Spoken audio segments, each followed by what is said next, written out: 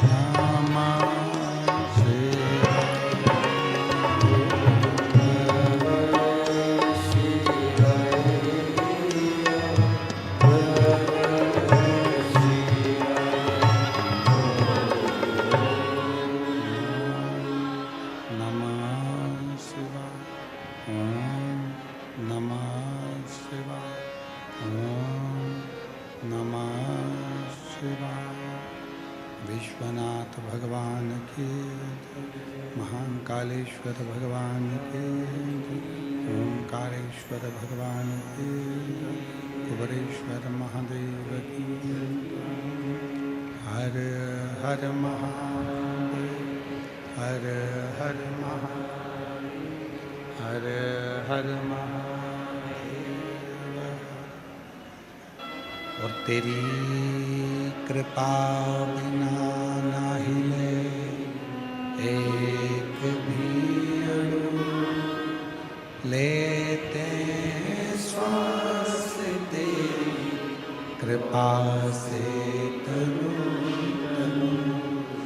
बखान क्या ओंकार भोले ओंकार आयो शक्ति शंभो। जब भक्ति बढ़ती है तो ही मुक्ति का मार्ग सहज बन पाता है।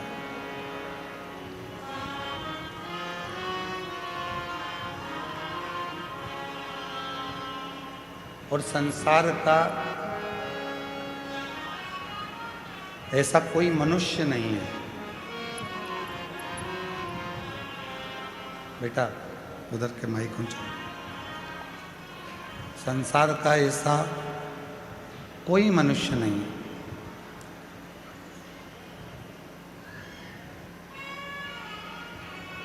जिसको भगवान देवादिदेव महादेव ने नहीं दिया। शिव पुराण कहती है जिस दिन तुम्हारे भीतर विश्वास प्रबल हो जाता है, जिस दिन तुम्हारे भीतर विश्वास दृढ़ हो जाता है, उस दिन शिव आपकी झोलियों में खुशियां देना प्रारंभ कर देते हैं।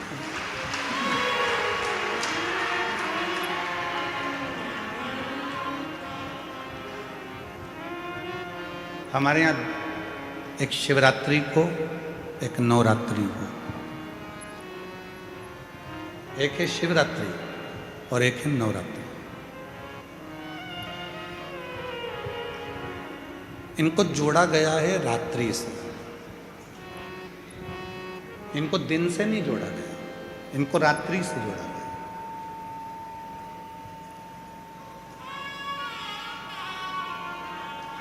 क्यों जोड़ा गया?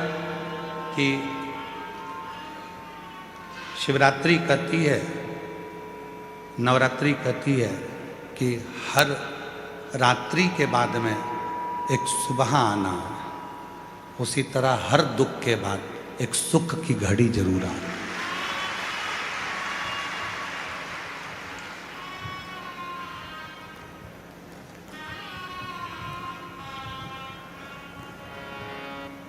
ऐसा कोई संसार में नहीं जन्मा जिसको परमात्मा ने सुख नहीं दिया। थोड़ा संघर्ष हो सकता है, थोड़ा संघर्ष होगा, थोड़ा परिश्रम होगा, पर शिव देगा जी।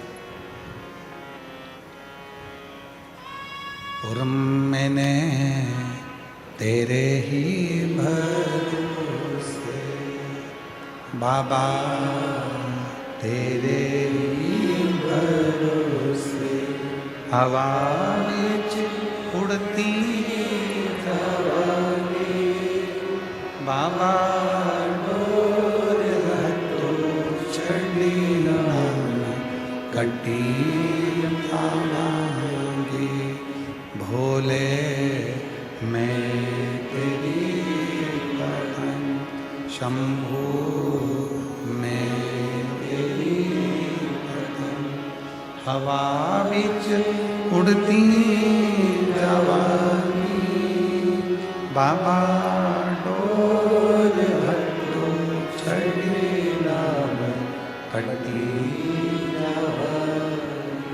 भोले,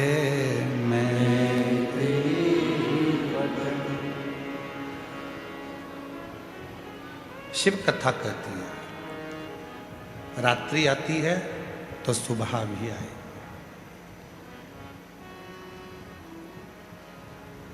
शिवरात्रि हर महीने आती है,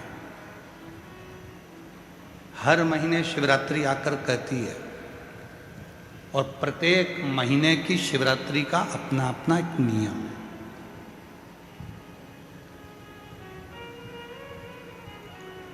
प्रत्येक महीने की शिवरात्रि का अपना नियम। ऐसी कोई शिवरात्रि नहीं है जिसका कोई नियम नहीं।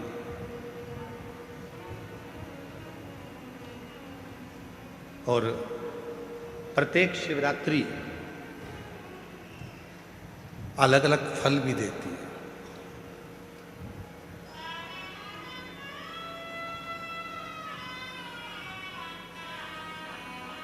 कुछ ना कुछ फल प्रत्येक शिवरात्रि देती है। चलने दे बाबा, गर्मी बहुत है। हाँ रहने दे बस इसको।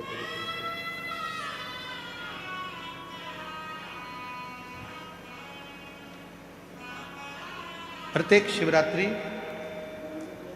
फल प्रदान करती है और प्रत्येक फल अलग अलग, प्रत्येक फल। जैसे महाशिवरात्रि, श्रावण के महीने की शिवरात्रि, कार्तिक महीने की शिवरात्रि, बैसाख महीने की शिवरात्रि।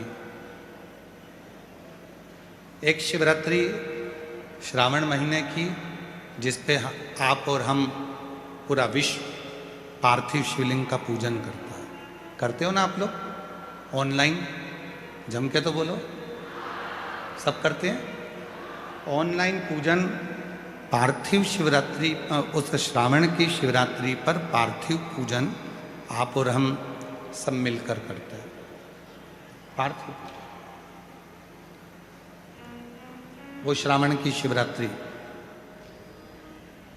यदि कभी मौका मिले तो लिंग पुराण को और शिव महापुराण का अध्ययन करिएगा, पढ़िएगा। उसमें वर्णन इतना श्रावण की शिवरात्रि का महत्व है।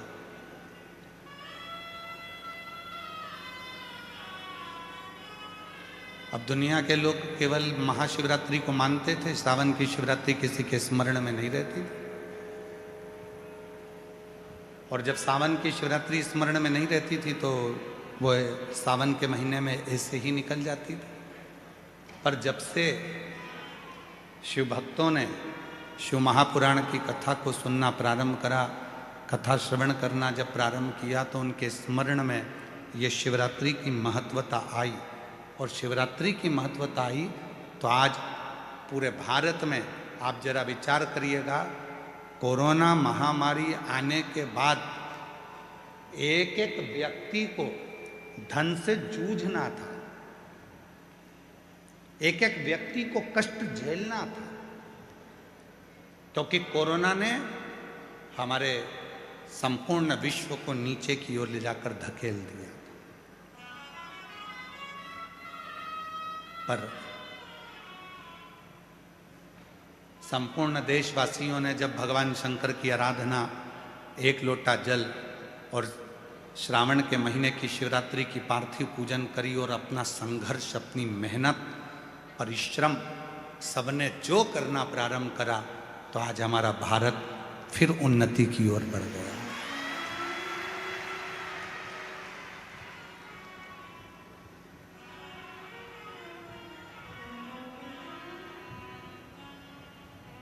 कई देश ऐसे हैं जो आज भी कोरोना के कारणवश प्रबल नहीं बन पाए, पर हमारा भारत, हमारा देश, हमारा तिरंगा आज भी उसी आनंद के साथ भारत की इस पवित्र गौरवमय भूमि पर लहरा रहा है। आज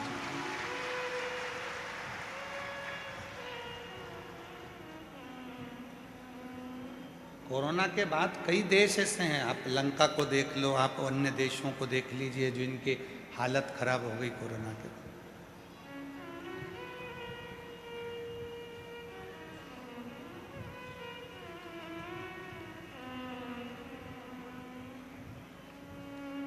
पाकिस्तान जैसा देश हो, अन्य देश नीचे चले गए, पर भारत आज भी उसी आनंद के साथ खड़ा है। उसका कारण केवल एक है, आपकी मेहनत, आपका परिश्रम, आपकी लगन और राष्ट्र के प्रति आपका समर्पण और शिव के प्रति आपका विश्वास। भगवान देवादिदेव महादेव के प्रति आपका भरोसा, विश्वास। और शंभू शरणे पड़ी मारो घड़ी रे घड़ी, दुख काटो दया करी ने दर्शन आपो। शंभू शरणे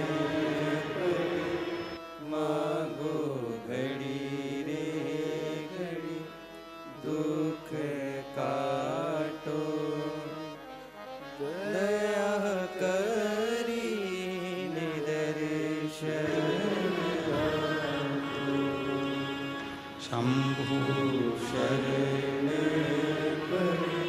मानो घड़ी रे दुख काटो दया करी निदर्शन आपो।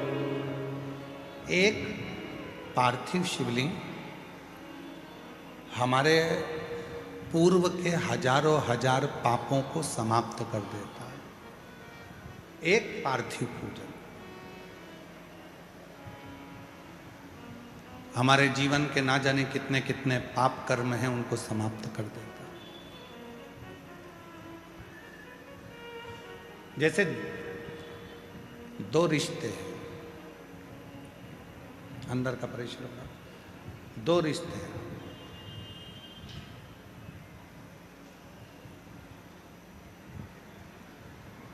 एक आपका परिवार से रिश्ता, इसकी एक उम्र होती है।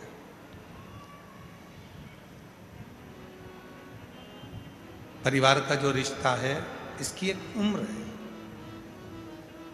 जन्म लिया, रिश्ते बन गए। माँ बाप, बहन भाई, बुआ फूफा, मामा मामी, मौसा मौसी, काका काकी, ताऊ ताई, नाना नानी, ये सारे रिश्ते बन गए।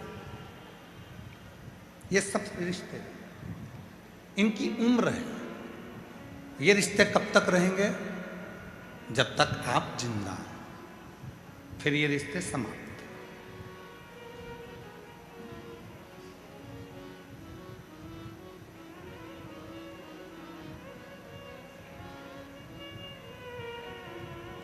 वो रिश्ते फिर समाप्त हो जाते हैं।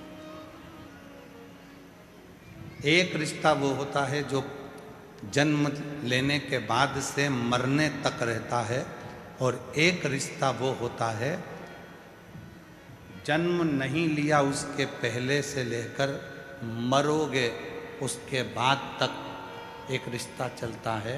उसकी उम्र नहीं होती, वो रिश्ता है शिव से रिश्ता, क्योंकि शंकर की कोई उम्र नहीं है।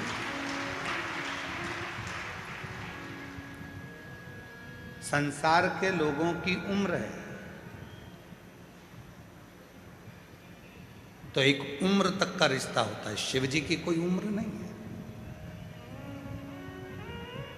आप कहोगे कि भोलेनाथ जी की उम्र का अंदाजा कैसे लगा सकते हैं, तो आप खुद जरा विचार करिए। सती माता प्रसूति के गर्भ से जन्म लेती हैं और गोदी में माता सती हैं। 33 कोटि देवताओं को बुलाया गया, उसमें भगवान देवाधिदेव महादेव आकर खड़े हुए। सती मैया शिव जी को देख रही हैं, शिव सती को देख रहे हैं। सती शिव को, शिव सती को देख रिश्ता। अब सती माँ गोदी में है और भोलेनाथ जी का विग्रह, भोलेनाथ जी का स्वरूप कितना विशाल। किसने जाना?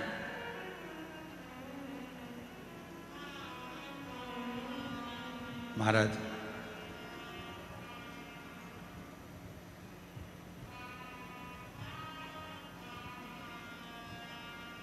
जब भगवान देवाधिदेव महादेव का विवाह सती जी के साथ में हो रहा था,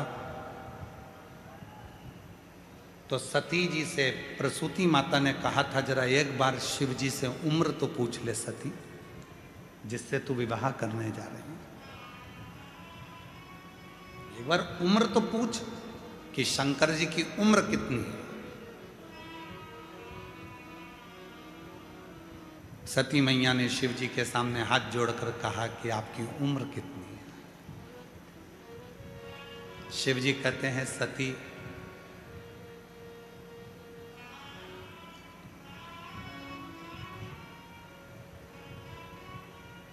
ए सती, तेरे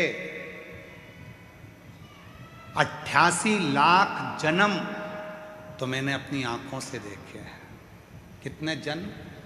88 लाख जन्म तेरे मैंने अपनी आंखों से देखे हैं। और तेरे पिता के करोड़ों करोड़ों जन्म मैंने इन नेत्रों से देखे। अब तू अंदाजा लगा ले कि मेरी उम्र कितनी होगी।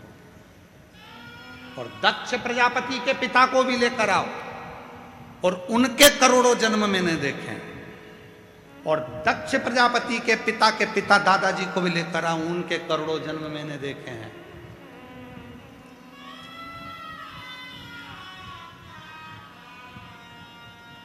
तो सती ने कहा आपकी कोई उम्र नहीं है कि अब 50 साल, 60 साल, 100 साल, 80 साल, 90 साल, 1000, 5000, जैसे कहा जाता है राम जी महाराज की इतनी उम्र थी, भगवान कृष्ण की इतनी उम्र थी, इतनी उम्र के ये थे। तो क्या आपकी कोई उम्र नहीं? आपकी कोई उम्र नहीं।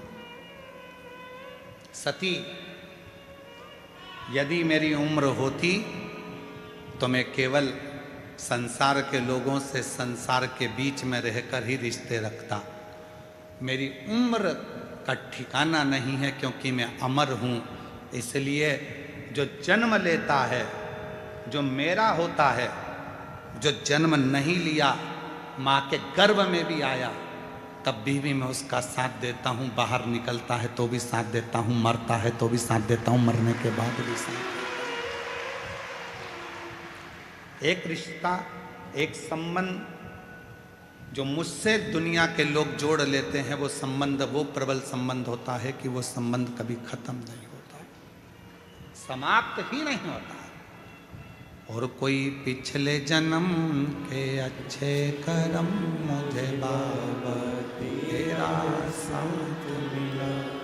कोई पिछले जन्म के अच्छे कर्म मुझे बाबा तेरा साथ मिला। जहाँ सारी दुनिया झुकती है, जहाँ सारी दुनिया झुकती है, मुझे वो आली दरबार मिला, दरबार मिला।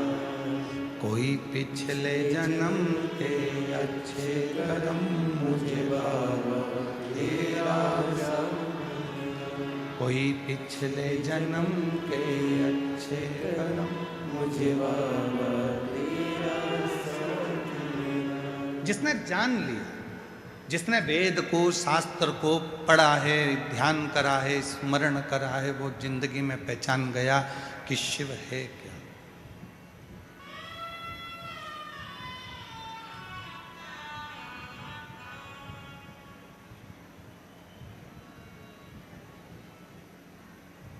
महाराज जी, लोग पूछते हैं आप रुद्राक्ष का उपाय बताते हो, दुर्वा का उपाय बताते हो, बेलपत्र का उपाय बताते हो, गेहूं के दाने का उपाय बताते हो, चावल के दाने का उपाय बताते हो, मूंग के दाने का उपाय बताते हो, काली तिल का उपाय बताते हो, काली मिर्च का उपाय बताते हो। क्या ये सब हमारे पुराणों में, शास्त्रों में है? महाराज जी, मैं निवेदन करूंगा,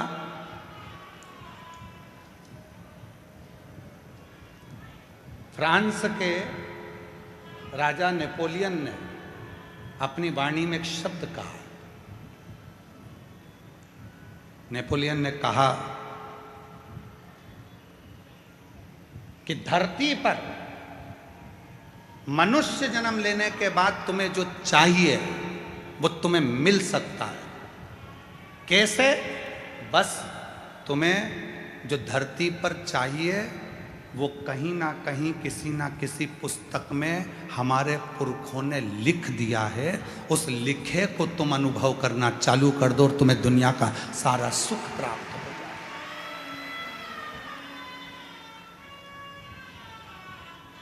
महाराज,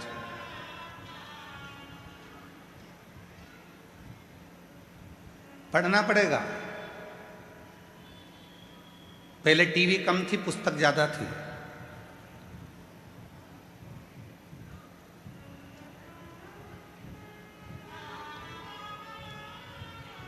पहले टाकिज कम थे, लाइब्रेरी ज्यादा थी। पहले लैपटॉप कम थे, पुस्तकें ज्यादा थी। पढ़ना पड़ेगा।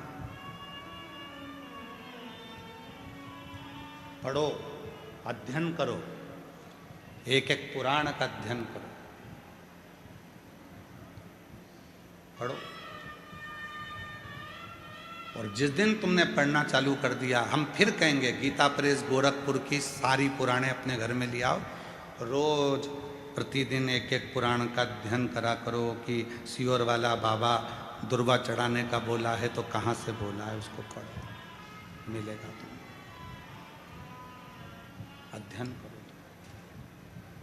कौन सी पुराण से बोल रहे हैं मालूम पड़े, अध्ययन। सब कुछ लिखा है हमारे वेद व्यास जी ने पुराणों में, ऐसी कोई चीज नहीं है जो पुराणों में या शास्त्रों में वर्णन नहीं कर। 18 पुराण 6 शास्त्र हमें जो दिए गए हैं, 4 वेद जो हमको दिए गए हैं, अच्छे अच्छे विद्वानों ने अपनी अपनी पुस्तकों में बहुत कुछ हमको दिया है। हम उनको छोड़कर, उसके बाद भी हम अपना सनातन धर्म छोड़कर दूसरे धर्म की पुस्तकों की बड़ाई करें तो चुल्लू भर पानी में डूब मरो।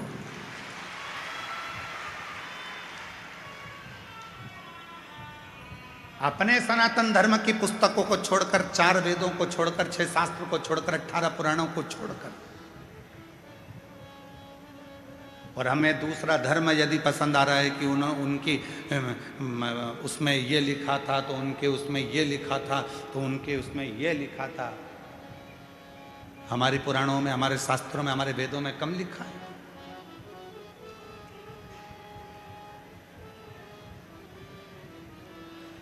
जैसे मंदिरों को मिटाने का काम विधर्मियों ने करा, तीर्थों को नष्ट करने का काम विधर्मियों ने करा, वैसे ही हमारे वेद और शास्त्रों में भी अटकलियां, हमारे वेद और शास्त्रों को भी मिटाने का काम विरोधियों ने करा, विधर्मियों ने करा।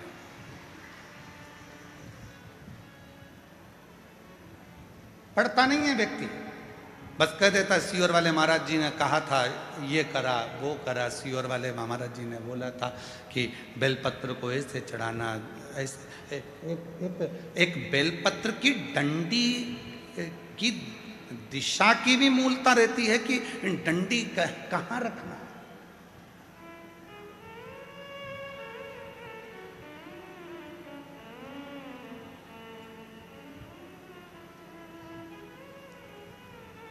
एक बार हमने हमारे सुपुत्र चिरंजीवी पंडित राघव मिश्रा जी से कहा कि हमने शिव पुराण में पढ़ा है कि बेलपत्री की डंडी का मुख संतान के लिए चाहिए तो उसको इस तरह से रखा जाता है, और बीज की पत्ती का मुख ऐसा रखा जाता है। जरा इसका असर होता है क्या? कोई ऐसा शास्त्र है क्या? कोई ऐसा साइंस है क्या? तो हमने कहा तुम्हारे गूगल में सर्च करो, क्या वो साइंस है? तो पंडित राघव मिश्रा जी ने उसको निकाला और उसको निकाल कर वो हमको बता रहे थे। कहाँ बैठे हैं वो? राघव कहाँ है? हाँ, दे उसको माइक दो, जरा माइक दो। वहीं से बोलो। हाँ, वहीं से।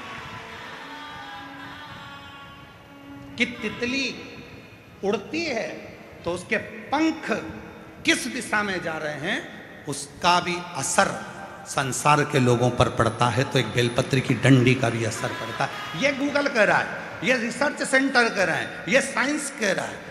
प्रदीप मिश्रा तो बाद में बोला है। ये सब चीजें लोग उसको अनुभव कर रहे हैं कि बेलपत्री की डंडी प्रदीप मिश्रा जी ने यहाँ चढ़वा दी, दुर्वा यहाँ चढ़वा दी, जल यहाँ चढ़वा दिया, स्थान पर गेहूं चढ़वा दिया, चावल का स्थान ये बता दिया, तो इसका असर क्या होता है? आपने जिसको पढ़ा है, क्या कहते हैं उसको? Butterfly effect. साइंस में एक बटरफ्लाई इफेक्ट बताया गया, जिसमें बताया गया कि एक चींटी अगर कन्याकुमारी में चल रही है तो उसका असर कश्मीर में पड़ रहा है। जोरदार ताली बजाकर साथ हो। चींटी कन्याकुमारी में चल रही है तो उसका असर, वो कहे बटरफ्लाई इफेक्ट। ये एक रिसर्च सेंटर ने रिसर्च किया कि एक तितली का पंख भी ऊपर नीचे होता है तो उसका फर्क संसार के लोगों पर पड़ता है, तो हमारी बेलपत्र चढ़ाने का फर्क हमारी जिंदगी में क्यों ना पड़ेगा? बैठ जाइए, साधु बात। हमने कहा हम इसको बोलते आ रहे हैं, लगभग हमको बोलते इन सब चीज़ों को सालों हो गए। तो जरा अब इस पर साइंस कितना काम कर रहा है वो देखो, साइंस काम कितना कर रहा है वो देखो। तो राघव जी ने उसको सर्च मारा, निकाला, फिर उन सब सर्चों को देखा गया कि कितना कितना कौन कौन से देश पर केवल जरा से पंख का असर कितना होता है। फूल की दिशा, आज दुनिया के लोगों को तो भगवान को फूल चढ़ाना भी नहीं आता।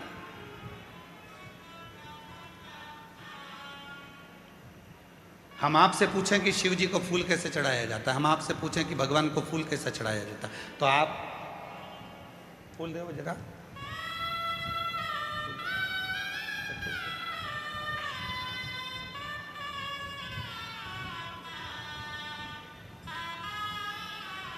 आप और हम फूल कैसे चढ़ाते हैं? शंकर जी पे या देवता पे फूल ऐसे चढ़ाएंगे कि फूल का जो मुख है वो अपनी ओर रखेंगे, अपनी ओर। और डंडी का मुख कहाँ रखा?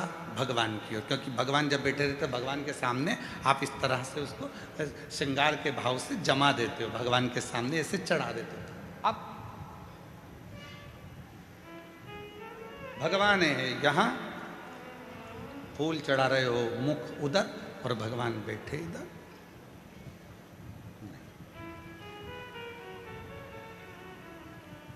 डंडी का मुख अपनी ओर हो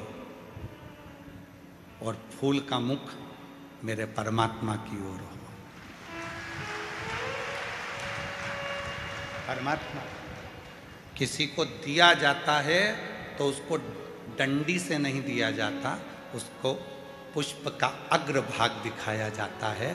जब फूल का आगे का भाग उसको दिखाते हैं तो वो समझ जाता है कि डंडी में कांटे हैं और इसने अपनी जिंदगी में सारे कांटों को संभाल कर रखा है, तो इसकी जिंदगी को मुझे फूल की तरह कर देना है। वो समझ जाता है, वो समझता है।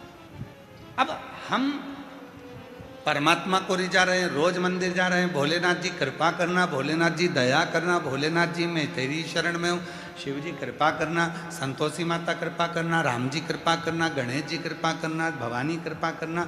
सबने भगवान के सामने फूलों को जमा दिया, श्रृंगार कर दिया, पर फूल का मुख परमात्मा की ओर नहीं करा।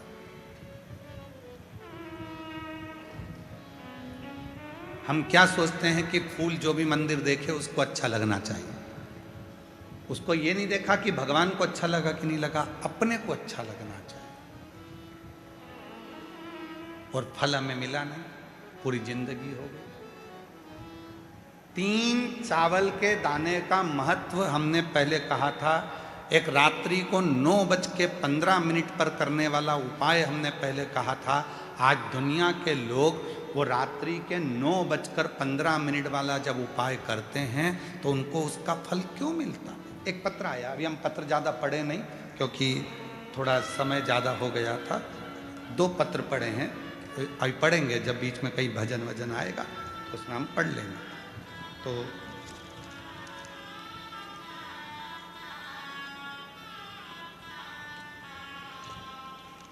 मनीषा पति सुंदरलाल सापले, जिला बड़वानी, मध्य प्रदेश से आई है। कहीं बैठी हो, आप ही हैं, आ जाओ, एक बेलपत्र ले जाना। मनीषा पति सुंदरलाल सापले, जिला बड़वानी, मध्य प्रदेश से आई हूँ। मेरे पति भगवान पर विश्वास नहीं रखते थे। मैं जल चढ़ाने जाती थी तो चिल्लाते थे, मगर कुबेर भंडारी की ऐसी कृपा हुई कि मेरे पति अब मेरे साथ 1 लोटा जल चढ़ाने मंदिर जाते हैं। 1 लोटा जल की महिमा क्या बताऊं गुरुजी। पति ने विश्वास कब करा? जब मैं अपने पति को जल चढ़ाने के लिए लेकर चली गई।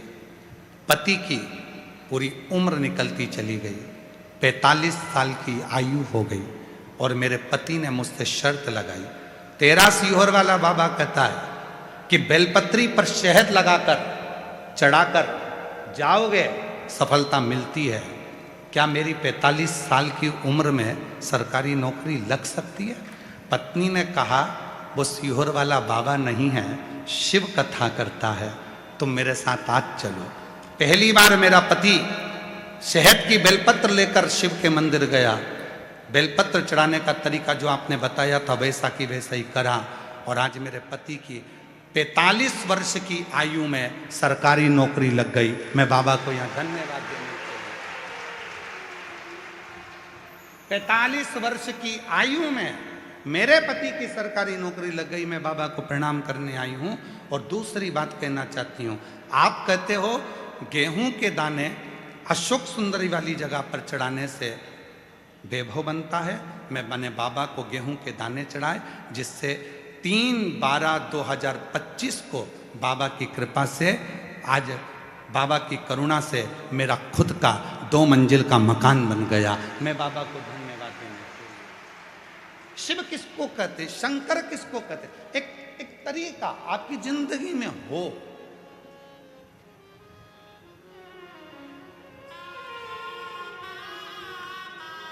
हमारा चिकित्सा विभाग कहता है दूध पीना है तो दूध को पीने के लिए खड़े होकर पिया जाता है, और पानी को पीना है तो बैठकर पिया जाता है, शरीर के लिए ठीक होता है। उसी तरह शिव को जल चढ़ाने का भी तरीका होता है, तो शंकर को पुष्प चढ़ाने का भी तरीका होता है, तो शंकर को चावल का दाना चढ़ाने का भी तरीका होता है। ये दुनिया के लोग जितना विरोध करना है इनको करें, पर उस विरोध का हल जब निकलेगा जब आप खुद अपनी पुराणों में अध्ययन करोगे कि सियोर वाले महाराज ने बोला, तो बोला कहाँ से, उसका अध्ययन करो, उसको पढ़ो। जैसे नेपोलियन, फ्रांस के राजा नेपोलियन ने कहा कि हमारे बुजुर्गों ने, हमारे गए हुए उन संतों ने अपनी पुस्तकों में सब कुछ लिख दिया, बस उसको तुम जितना अपने शरीर पर उतारोगे उतना तुम्हारा वैभव बढ़ते चले जाएगा। आप उतारो तो शरीर। हम केवल मोबाइल तक रह गए, हम केवल लैपटॉप तक रह गए, हम केवल टीवी तक रह गए, पर हम पुस्तकों को छोड़ दिए, हमने पढ़ना छोड़ दिया, हमने अध्ययन करना छोड़ दिया।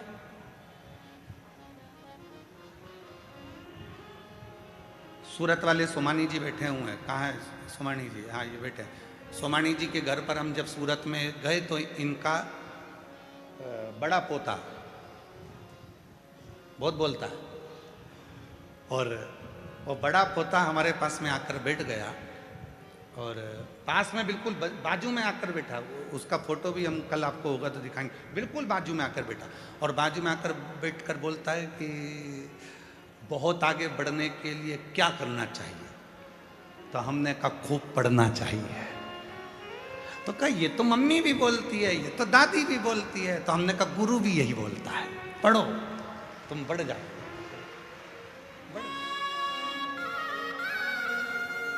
आगे बढ़ने की सबसे बड़ी कुंजी, चाबी है तुम्हारा पढ़ना।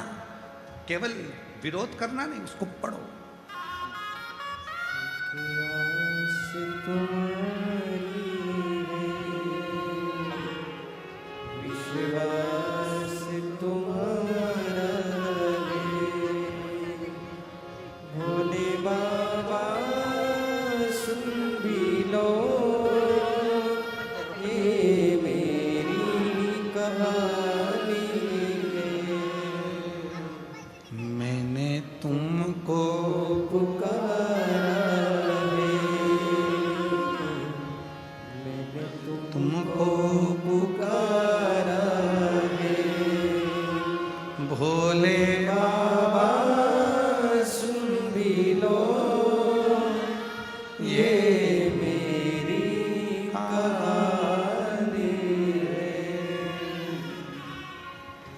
बाबा का स्मरण तरीका होता है, बेलपत्र चढ़ाने का तरीका होता है, पुष्प चढ़ाने का तरीका होता है, जल चढ़ाने का तरीका होता है, भगवत भजन करने का।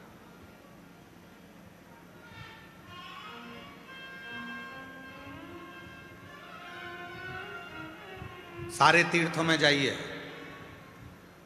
हम मना नहीं करेंगे, वहां तुमको जैसा करना है वैसा करो, पर कुबेरेश्वर धाम की धरा पर आओ तो 5 छोटे छोटे कंकर बीन कर उसकी आराधना साधना कर कर बैठ कर 108 बार श्री शिवाय नमस्तुभ्यम कहो।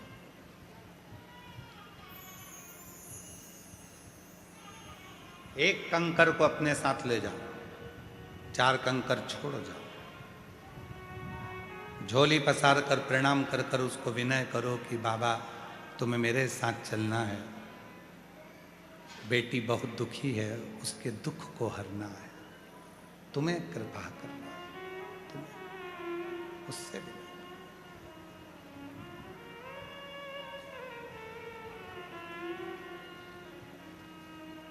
और मेरे बाबा दया करना, मैं तेरे भरोसे, मेरे बाबा दया करना, मैं तेरे भरोसे, ना घर के भरोसे हूँ, ना परिवार के भरोसे हूँ, ना घर के भरोसे हूँ, ना परिवार के भरोसे हूँ, मेरे भोले दया करना, मैं तेरे भरोसे हूँ, भोले बाबा दया करना, मैं तेरे भरोसे हूँ। हम उसके आश्रित हो जाएं, आश्रित। कई लोग कह देते हैं, आपने कहा कि एक बेलपत्र लेना, एक चावल का दाना लेना, एक दुर्वा लेना, कभी आप कह देते हो कि कनेर का फूल के साथ लाल कलर का चावल का दाना लेना। सबका तरीका अलग, सबका स्वरूप अलग,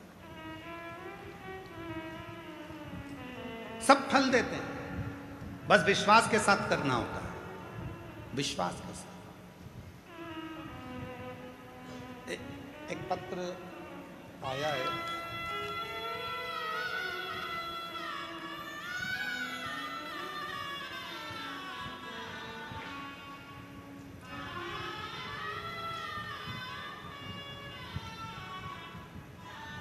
मेरा नाम कल्पना भागचंद कदम, मोबाइल नंबर मेरा ये है, छत्रपति संभाजी नगर महाराष्ट्र से आई हूँ। आपके पंडाल की रच का वर्णन करूं, मेरी नातिन अनरवी पवार 6 साल की एक दिन खेलते खेलते 5000 फीट गहरे पानी के टंकी में गिर गए। सूचना घर वालों को नहीं, बेटी को ढूंढ रहे हैं, कहाँ चली गई। बच्चा अंदर पड़ा है, किसी को नहीं मिल रहा, ढूंढते ढूंढते 10 मिनट, 15 मिनट, 20 मिनट हो गए और वो बच्ची मिल नहीं रही, थक गई। तब सूचना मिली कि पानी की टंकी में वो लड़की गिर गई और प्राण उसके लग रहा है कि चलेगा। पूरा घर, कहीं बैठी हों, छत्रपति संभाजी नगर से, मेरा नाम कल्पना भागचंद कदम, छत्रपति संभाजी नगर से मोबाइल नंबर है, आ सकते हैं। सूचना मिली कि वो तो अब हाथ से निकल। माँ रोती बिलखती, क्या करती, करती क्या? अगर बच्ची आई हो तो उसको ला सकते हैं। जवाब दे दिया, चली गई, हो गई पूरी।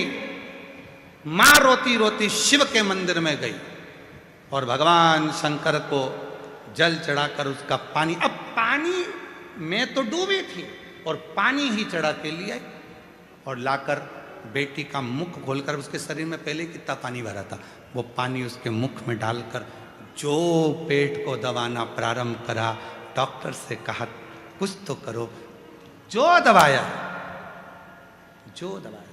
हल्की सी हांपड़ी भराई, जो आधे घंटे से पानी की टंकी में पड़ी थी वो जिंदा निकल गई। तो ये शिव है,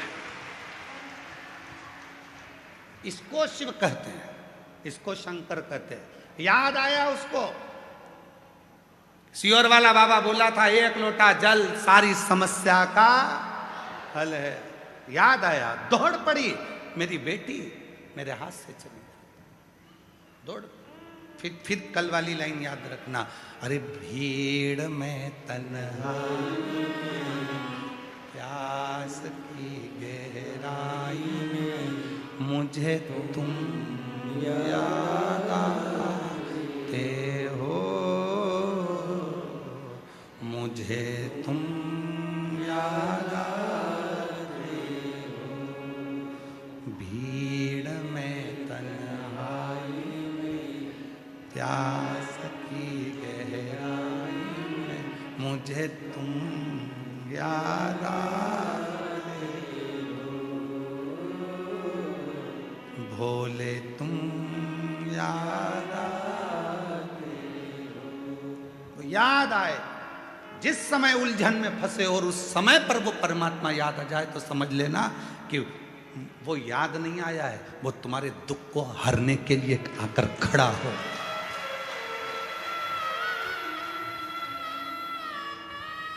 तुम्हारे दुख को मिटाने के लिए वो खड़ा हो गया। वो याद नहीं आया, वो स्वतः आया, स्वतः। रोते नहीं, अब खुश हो जाओ। अभी तो बापा ने दे दी बात, रोते नहीं, आंसू पोछो, आंसू पोछो, आंसू पोछो।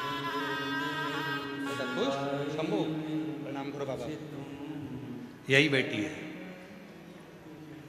जो आधे घंटे तक पानी की टंकी में पड़ी रही है।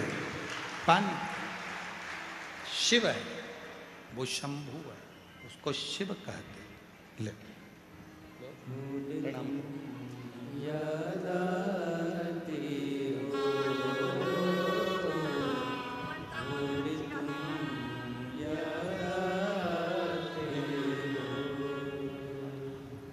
मुझे तुम याद आते हो,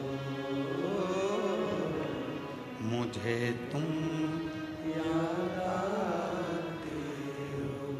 वो याद आना चाहिए, और जब वो याद आएगा तुम्हारा आधे से ज्यादा दुख अपने आप समाप्त हो जाएगा।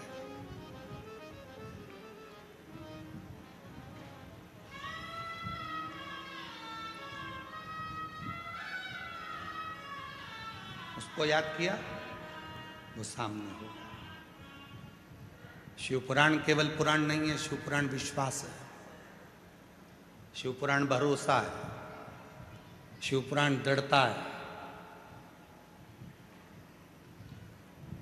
शिव के मंदिर में केवल जल चढ़ाने नहीं, शंकर जी के मंदिर में विश्वास लेकर जाना प्रारंभ करिए, शिव आपके सम्मुख में होंगे। मेरा शंकर भगवान ये नहीं देखेगा कि तेरा जो दूध शिव जी पे चढ़ा रहा है वो कितना गाढ़ा है।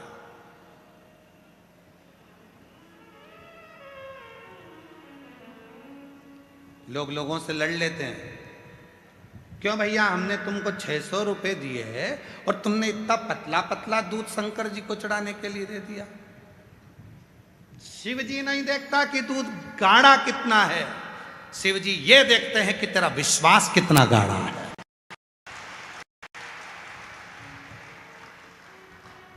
क्यों? धनियाबाई की कथा का स्मरण करिएगा। गीता प्रेस गोरखपुर के कल्याण अंक का धनियाबाई का एक प्रसंग आता है। एक हरियाणा की रहने वाली धनिया जो शिव के मंदिर जाती थी, पूरे गांव के लोगों के पास में गाय भैंस सब थी, धनिया के पास में कुछ नहीं था। कल्याण का ये अंक और कल्याण अंक का ये विश्वास की कथा जरा ध्यान दीजिए। धनिया के पास में ना गाय थी ना भैंस थी, कुछ भी नहीं था, क्योंकि धनी नहीं था तो होगा क्या। पर शिव की भक्ति बहुत थी, शंकर की भक्ति। और शिव भक्त की जो भक्ति होती है इसकी परीक्षा बहुत होती है। धनिया के पास कुछ।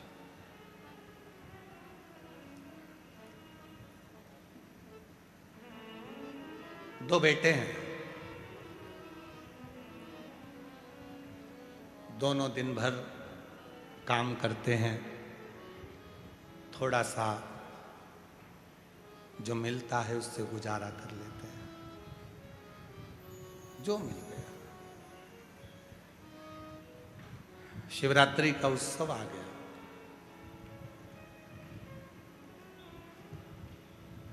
मंदिर के अंदर सारे मंदिर वालों ने निर्णय ले लिया कि कल बाबा को 1.25 कुंटल दूध चढ़ाया जाएगा और दूध लाना जरूरी है। अगर दूध लेकर नहीं आए तो कल हम तुम्हें बाबा के दर्शन भी नहीं कराएंगे और अंदर भी नहीं जाने देंगे। जो दूध लेकर आएगा वो आगे बैठेगा, जो दूध लेकर आएगा वो अग्रण्य हो, नहीं तो अंदर नहीं आना। दूध लाइए तो अंदर आइए। धनिया आज मंदिर नहीं गई। बेटों ने पूछा, मां तू मंदिर नहीं गई? हाँ। क्यों? वो घर में दूध नहीं है ना। तो दूध नहीं है तो दूध से मंदिर का क्या मतलब? आज तो शिवरात्रि है, तुझे तो मंदिर जाना चाहिए। दूध नहीं है तो दूध से क्या नहीं। वो मंदिर में सब ने बात करी कि कल मंदिर में जल वही चढ़ाएगा या मंदिर में वही आएगा जिसके पास में दूध हो, और वो दूध लेकर आना। वो दूध लेकर आना। बेटे गए सेठ जी के यहाँ, जाकर कहा मैं तुम्हारे यहाँ झाड़ू लगाता हूँ, थोड़ा सा दूध मिल जाता तो मेरी माँ मंदिर चली जाती। सेठ जी कहने लगे, तेरा बाप रख के गया? तेरा बाप रख कर गया है क्या दूध? रत्ती भरना दिया है। दूसरे बेटे ने अपने सेठ जी से कहा, सेठ जी थोड़ा सा दूध मिल जाता, मेरी माँ मंदिर चली जाती। काम कर, भीख मंगना है तो बाहर जा, यहां काम करता है ना, बस रोटी मिलती है ना, बस चल काम कर। दूसरा बेटा भी हताश हो गया। मां आज मंदिर नहीं गई। धनिया पूरा मंदिर में भीड़ लगी है और धनिया नहीं आई है। जितनी बेचैनी धनिया को शिव से मिलने की थी, उतनी बेचैनी मेरे कैलाश अधिपति शंकर को धनिया से मिलने की थी। उतनी बेचैनी। वो लाइन फिर स्मरण में लाई है, तुझसे मिलने के लिए तेरी कसम, तुझसे मिलने के लिए तेरी कसम, एक मुलाकात जरूरी है सनम, एक मुलाकात जरूरी है सनम। धनिया घर में रो रही है, बिलख रही है। आज बाबा का दर्शन शिवरात्रि पर नहीं हुआ। शिवरात्रि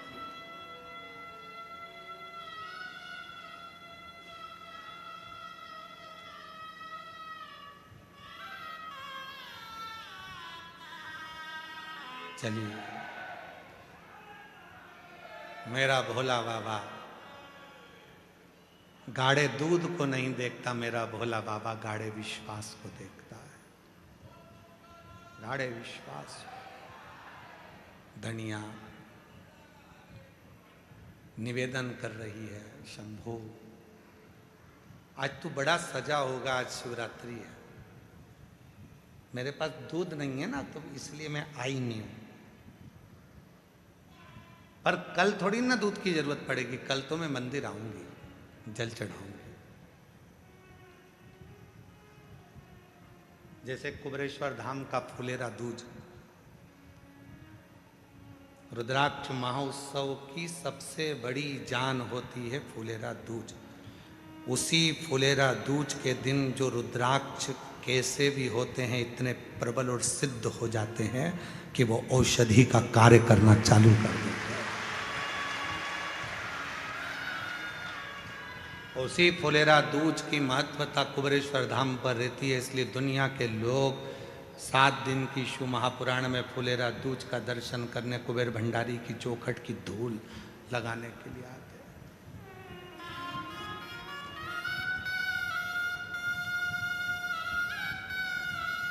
और अब की बार तो बाबा ने बड़ी कृपा करी कि कथा के छठे दिन, जिसको हम लोग शिवरात्रि कहते हैं, छठे दिन को उसी दिन फुलेरा दूज भी पड़ रहा है 19 तारीख। तो कथा की जो शिवरात्रि है वो भी 19 तारीख को है और फुलेरा दूज भी 19 तारीख, फुलेरा दूज भी 19 तारीख।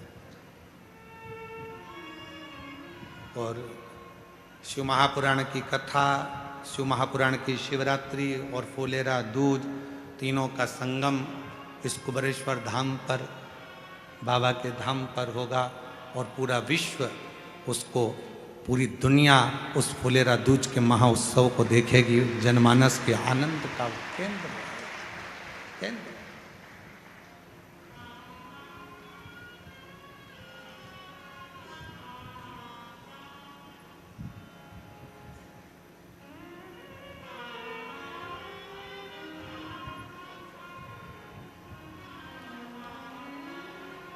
धनिया के मन में आया कि मैं कल आऊंगी, कल आऊंगी। आज तो दूध चढ़ना है ना, तो मेरे पास में है नहीं, मैं कल जरूर आऊंगी, कल पहुंचूंगी। शिव जी से वो ऐसी बात कर रही है मन में। आप लोगों में से कई मेरी बहनें ऐसी हैं, कई मेरी जीजियां, कई मेरे जीजा, कई मेरी बेटियां, कई बेटा, कई मेरे बुजुर्ग माँ बाप ऐसे हैं जो बैठे बैठे भगवान से बात करते रहते हैं। बात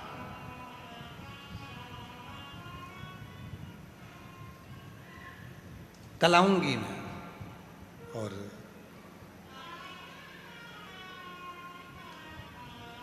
दूसरे दिन पहुंच गई, लोटा भर के जल था, दरवाजे से अंदर जा रही थी। एक बुजुर्ग, मस्तक पर त्रिपुंड लगा हुआ था, बड़े बड़े नेत्र थे, बड़ा सुंदर सा दिख रहा था। डंडा टेक कर आकर खड़ा हो गया। मां, ए मां, थोड़ा सा दूध दे देना तेरे लोटे का, थोड़ा सा दूध तेरे लोटे का दे दी ना। धनिया कहती है, रे बाबा सटिया गया के, हरियाणा की भाषा है, सटिया गया है के?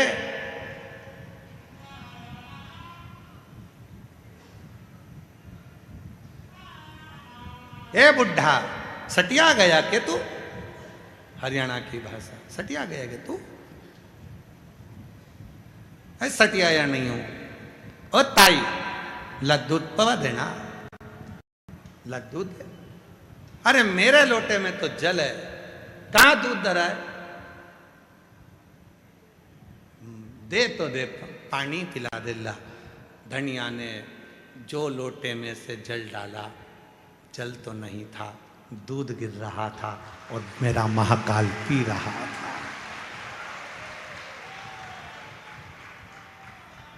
लोटे में से जल गिर रहा था और मेरा महाकाल पी रहा था। मेरा शंभु उसको ग्रहण कर रहा था, शिव ले रहा था। धनिया की आंख से आंसू बह गए, दौड़कर मंदिर में पहुंच गई। शिव लिंग के सामने कहती है, आज तो तेरी ये बेटी ना दूध ला पाई ना जल ला पाई। शिवलिंग में से महाकाल प्रकट होकर कहते हैं, मैंने तो बाहर ही तुझसे दूध ले लिया था तो जल। विश्वास है तो सियोर का कंकर भी शंकर है, और विश्वास नहीं है तो पूरी दुनिया में कितने भी मंदिर चले जा, तुझे शिव कभी नहीं मिल सकता है। शिव नहीं मिल सकता। मेरा ओ घड़दानी, मेरा शंभु, मेरा त्रिकालदर्शी, मेरा कैलाशी, मेरा अविनाशी, मेरे शिव गाढ़ा दूध नहीं देखते, मेरे शंकर भगवान गाढ़ा विश्वास देखते हैं कि तेरे अंदर विश्वास कितना है, भरोसा कितना है, दृढ़ता कितना भरोसा, कितना विश्वास।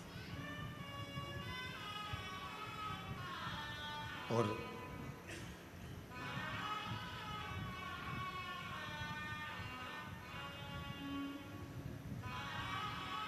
जब विश्वास दृढ़ हो जाता है तब शिव सामने आता है, तब भगवान शंकर सम्मुख होता है।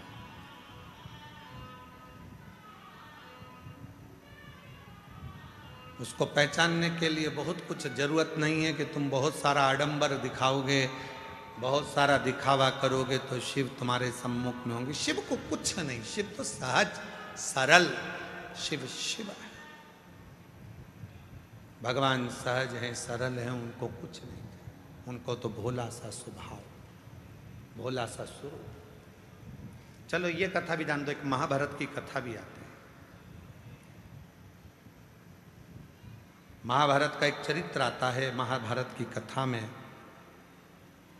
एक वर्णन आता है, कुरुक्षेत्र में महर्षि मुद्गल जी रहते थे, शिव के भक्त थे। एक नियम उन्होंने अपनी जिंदगी में बनाकर रखा था मुद्गल जी ने, महर्षि मुद्गल ने एक नियम बनाया था। फसल कट जाती थी, फसल के दाने जो जमीन पर गिरते थे उन दानों को, फसल के दानों को उठाकर लाते थे, उससे भोजन पकवाते थे और उससे 3 भाग कर देते थे।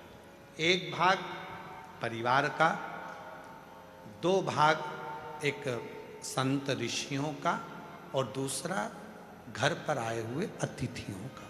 3 भाग होते थे।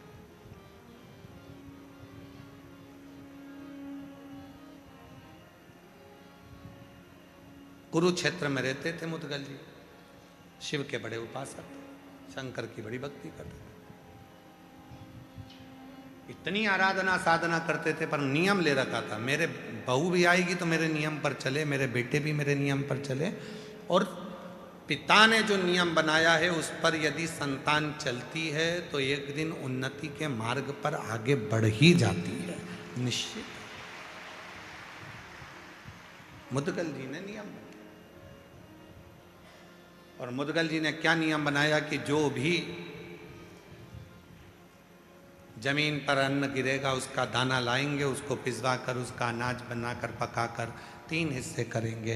1 हिस्सा भगवान ऋषियों के लिए, दूसरा तिथियों के लिए और तीसरा अपने परिवार के। यही क्रम चलता रहा, चलता रहा,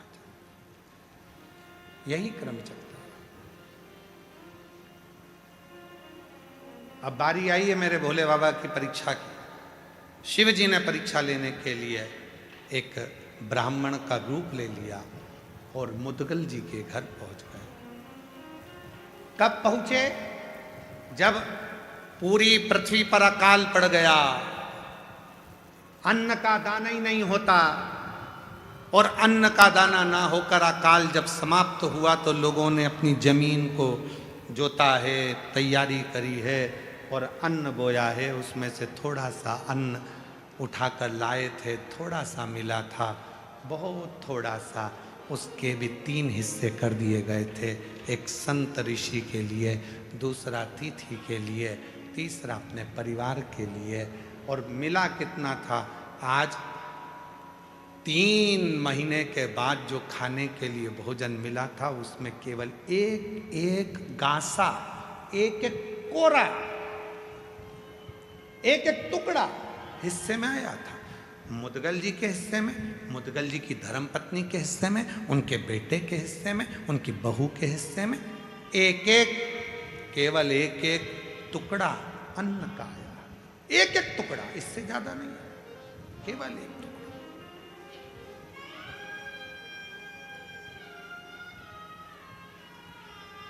बाबा पहुंच गए। बहुत परीक्षा लेता है बाबा। कल आपको कथा में कहा था, सबसे पहले याद रखना, शिव तुम्हें धन नहीं देंगे, दौलत नहीं देंगे, संपदा नहीं देंगे। शंकर भगवान सबसे ज्यादा तुमको क्या देंगे? तुम्हें प्रखर प्रबल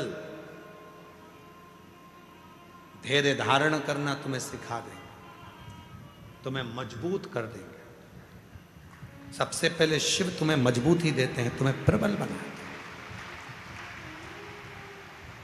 इतनी ठोकर मारेंगे, इतनी ठोकर मारेंगे कि तुमको मजबूत बना देंगे। और ठोकर जिंदगी में याद रखना, ठोकर कभी पहाड़ से नहीं लगती, ठोकर हमेशा छोटे मोटे पत्थर से ही लगती है। ठोकर कभी पहाड़ से नहीं लगती। कौन है जिसको पहाड़ से ठोकर लगी है? एक को लियाओ पकड़ के कि जिसको पहाड़ से ठोकर लगी हो। पहाड़ से ठोकर कभी किसी को नहीं लगती, ठोकर हमेशा छोटे मोटे पत्थर से ही लगती है। इसलिए घर जो टूटता है वो छोटी मोटी बात से टूटता है, बड़ी बात तो धरी की धरी रह जाती है। बहुत बड़ी बड़ी बात निकल जाएगी, बहुत बड़े बड़े काम निकल जाएंगे, बहुत बड़ा बड़ा समय निकल जाएगा, पर छोटा सा समय व्यक्ति को झंझोड़ कर रख देता है। वो छोटा सा, क्योंकि ठोकर छोटे पत्थर से ही लगती है, छोटे पत्थर।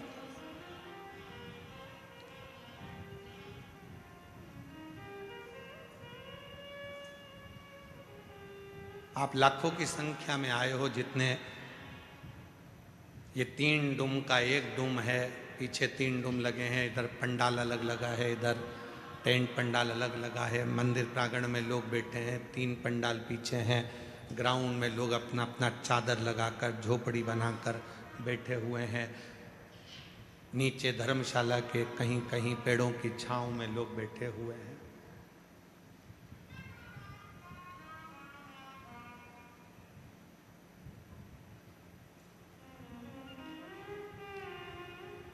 हमको उम्मीद नहीं थी कि तुम इतने लाखों की संख्या में तुम यहां पहुंच जाओ।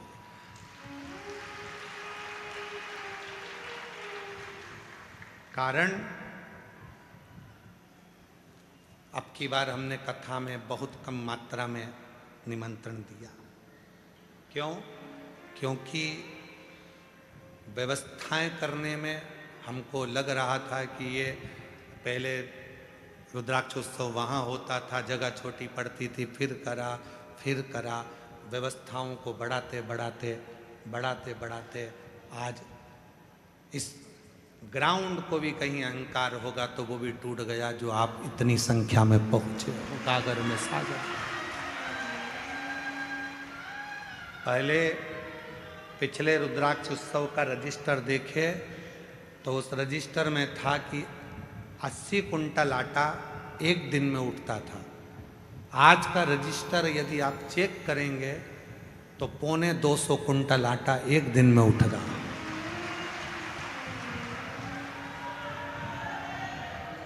परोसने वाले ये पूरे मालेगांव की टीम बैठी हुई है और 250 कुंटल आटा और लगभग 250 कुंटल चावल प्रतिदिन का उठता है बाबा के, प्रतिदिन 250।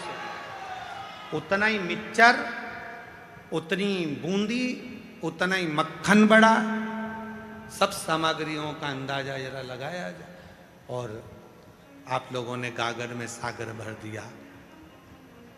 समिति ने भी पूरी व्यवस्थाएं कि शौचालय आपको मिले पक्का, कहीं इधर उधर भटकना ना पड़े, जीजियों आराम से स्नान कर सकें। 5 रुपए की पानी की बोतल, पीने के पानी के लिए बड़े बड़े, जो हमने पहले कहा था कि नगर पालिकाओं में बड़े बड़े आरओ के पॉइंट लगते हैं, ऐसा केवल कुबरेश्वर बाबा के भक्तों के लिए, बाबा के लिए लगाया है। ऐसी चार्जिंग पॉइंट,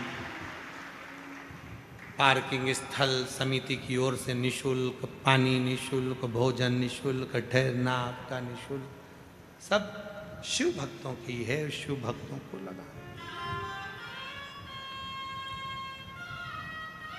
भक्ति है।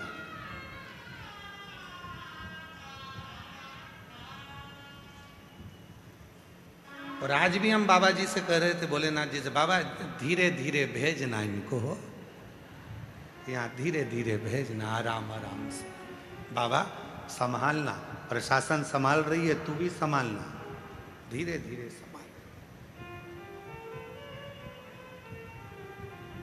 जब तुम्हारी संख्या बढ़ती है तो हमारा बीपी बढ़ता है।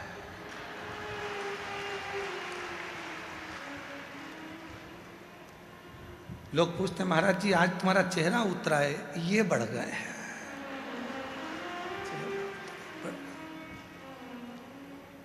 और हमारा जितना बढ़ता है उससे दुगना शासन प्रशासन का बढ़ जाता है। उनके भी ऊपर नीचे होते रहते, बढ़ गए। इधर देखो, 1 नंबर गेट बंद करो, जल्दी से 2 नंबर बंद करो, 3 नंबर का चालू करो, 4थे नंबर से निकालो, 5वें नंबर से निकालो। प्रयाग का मेला और सीहोर का रुद्राक्ष महोत्सव एक बराबर का है, एक बराबर। तो संभालना बहुत बड़ी जवाबदारी मध्य प्रदेश शासन की, प्रशासन की होती है। आज मैं पुनः मध्य प्रदेश सरकार को, मोहन सरकार को बहुत साधुवाद देता हूं, जिन्होंने बहुत सुचारू रूप से इसको संभाला। प्रशासन, सीहोर प्रशासन बहुत संभाल रहा है, बहुत समिति कर रही है, पर साथ में प्रशासन सब संभाल। और मेरे नगर के सारे पत्रकार बंधु, सोशल मीडिया, इन सबको साधुवाद देता हूं, जिन्होंने इतना स्तंभ के साथ में इस कार्यक्रम को संभाल कर रखा है।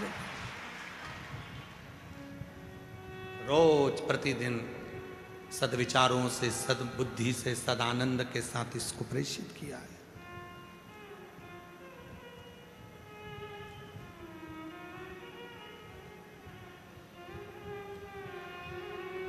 शिव कथा कर रही है, मुदगल ऋषि का चरित्र कर रहा है। शिव परीक्षा बहुत लेते हैं, बहुत परीक्षा, इतनी परीक्षा लेते हैं कि परीक्षा की फिर क्यों, क्योंकि वो तुम्हें बुलंद मजबूत करना चाहते हैं। बहुत ठोकर देगा शिव, बहुत ठोकर देगा। बहुत ठोकर पड़ने के बाद लोग स्वीकार करेंगे कि हाँ ये सत्य है। बहुत ठोकर पड़ेगी तब स्वीकार करेंगे। पहाड़ से किसी को ठोकर नहीं लगती, पत्थर कंकर से लोगों को ठोकर लगती है। इसलिए याद रखना, छोटी छोटी बातों से ही घर टूटता है। छोटी बातों को इधर से सुना, उधर से निकाल दिया। परिवार को लेकर चलो, एक दूसरे के होकर चलो, मजबूत होकर चलो। एक बहुत बड़ा वायरस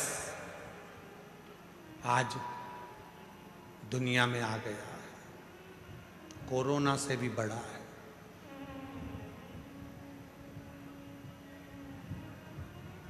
उससे बचना है। पूरी दुनिया में एक वायरस आया है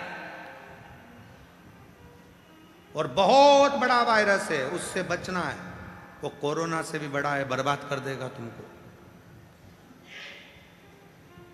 वो वायरस का नाम है क्या बोला, किसने बोला, कब बोला, क्यों बोला, मेरे लिए बोला, तेरे लिए बोला, किसके लिए बोला, क्यों बोला, कब बोला, कैसे बोला, सही में बोला कि गलत में बोला, मेरे लिए बोला। ये वो वायरस है जो तुम्हारे घर को भी और तुम्हें भी एक दिन बर्बाद करके रख देता है। ये वायरस तुम्हें भी बर्बाद कर देता है, तुम्हारे घर को भी बर्बाद कर देता, अपने आप को भी बर्बाद कर देता। क्यों? मेरे लिए बोला था, हाँ मेरे लिए। उसने बोला, कब बोला, कैसे बोला, क्यों बोला, किसने बोला, ये बोला ही वायरस है।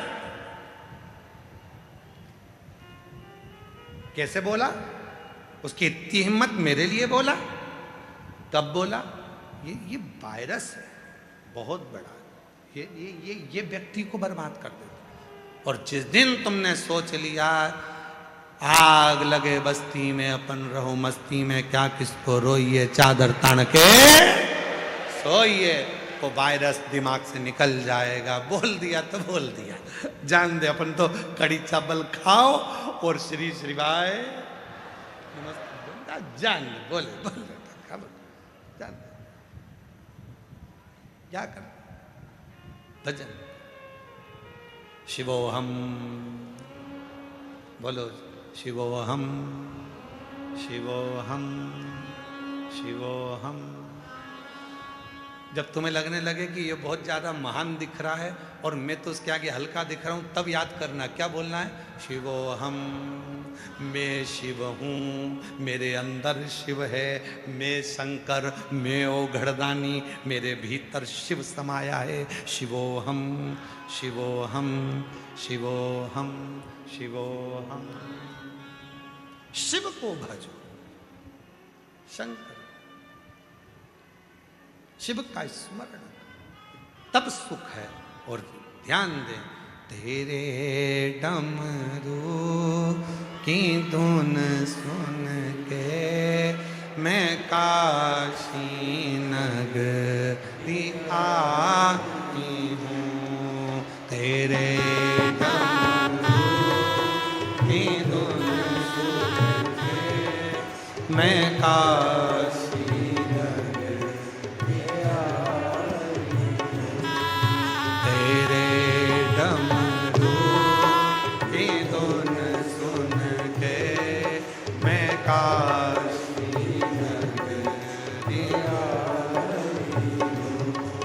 मैं काशी नगरी आई हूँ, मैं काशी नगरी आई हूँ, मैं काशी नगरी आई हूँ, मैं काशी नगरी आई हूँ।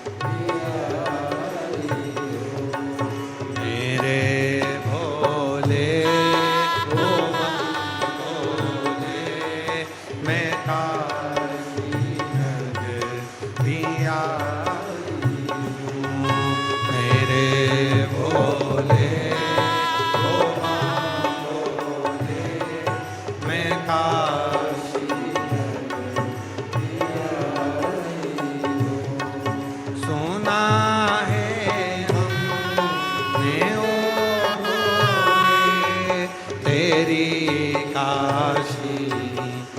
गंगा में सोना है हमने ओ भोले, तेरी काशी में गंगा में सोना है हमने ओ भोले, तेरी काशी में गंगा है। उसी गंगा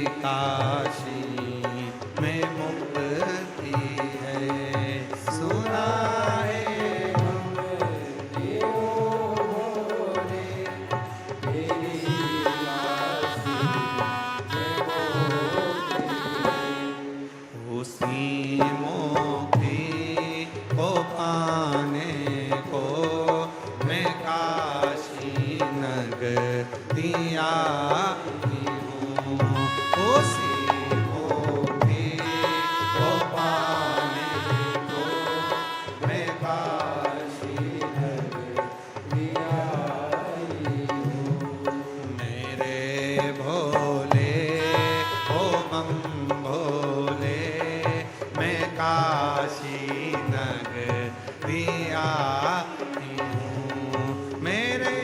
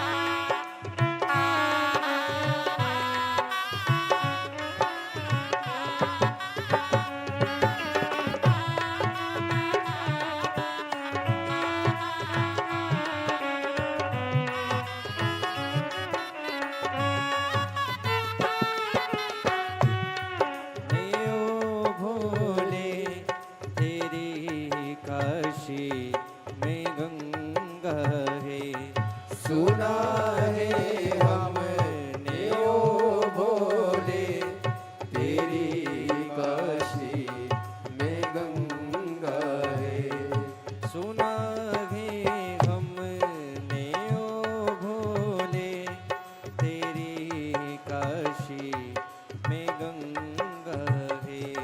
सुना है हमने ओ भोले तेरी काशी में गंगा है।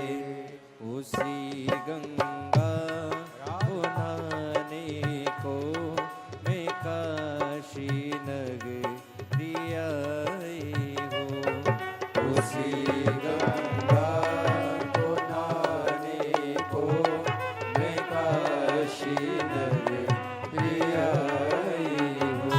मेरे भोले ओ बम भोले मैं काशी नगरी आई हूँ। मेरे भोले ओ बम भोले मैं काशी नगरी आई हूँ। मेरे भोले ओ बम भोले मैं काशी नगरी आई हूँ। मेरे भोले ओ बम भोले मैं काशी नगरी आई हूँ। मेरे भोले ओ बम भोले मैं काशी नगरी आई हूँ। बड़े दोनों हाथों से ताली से बजाओ।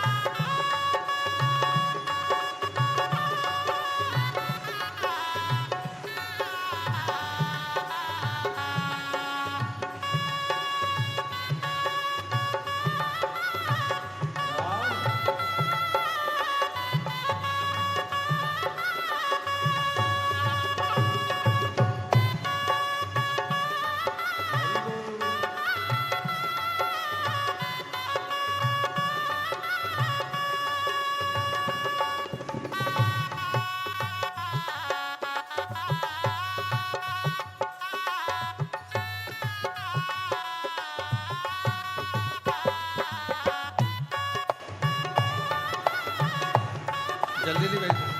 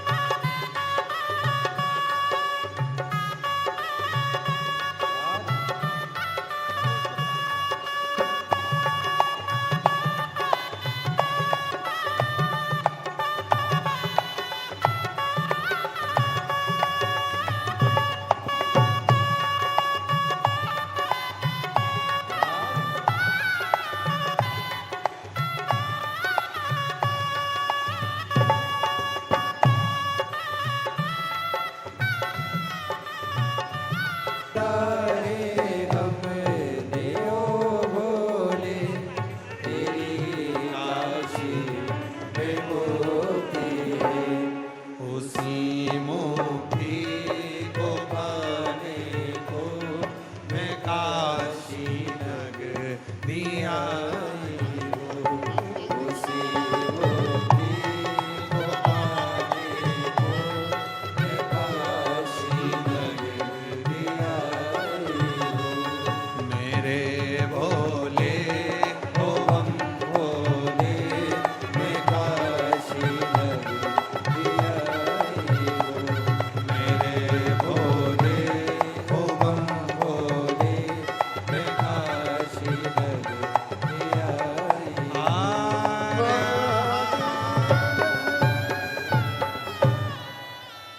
अपने स्थान पर बैठकर बाबा को अपने मन का भाव कहिए। दिल से प्रार्थना करो, विनय करो, निवेदन करो। बाबा को अपने मन का भाव कहिए। जहाँ जगह मिले वहाँ बैठें और हृदय से बाबा को अपने मन का भाव कहो। शिव से प्रार्थना करो। आज कथा का चतुर्थ दिवस है। 3 दिन की कथा हो रही है। बाबा देव अधिदेव महादेव की ये पवित्र भूमि कंकर शंकर की धरा रुद्राक्ष महोत्सव 2026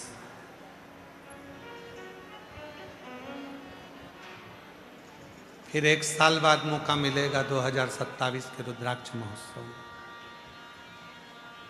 शिव कृपा करेगा। ये कथा 20 तारीख को विराम हो जाएगी, फिर 24 फरवरी से 2 मार्च तक शिरूर घोड़नादी जिला पुणे महाराष्ट्र में कथा रहेगी। शिरूर महाराष्ट्र की धरा पर वो कथा 7 दिन की रहेगी। उसके बाद में 10 मार्च से 16 मार्च तक भुसावल महाराष्ट्र में कथा रहेगी। फिर कथा 20 मार्च से 26 मार्च तक जयपुर राजस्थान में रहेगा। ऐसा कथाओं का क्रम चलेगा, जिसका लाभ आप और हम सब लेंगे। हृदय से बाबा कुबेर भंडारी की पवित्र धरा पर बाबा से निवेदन करें, विनय करें, प्रार्थना करें, विनती करें और अपने मन के भाव को बाबा से कहें। साथ में बोलिए, विनय करिए, निवेदन करिए।